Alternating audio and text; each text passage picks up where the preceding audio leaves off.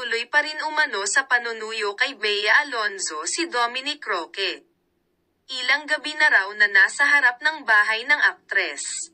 Ayon sa chika ni OG Diaz, feeling ko talaga magkakasundo, magkakaayos.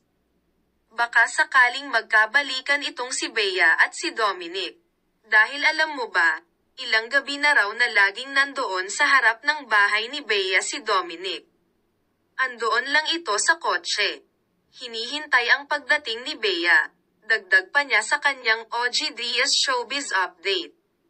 Nakasindi lang iyong kanyang makina. Andoon lang siya. Wait lang. Iyon ang ayon sa source ko, patuloy pa niya.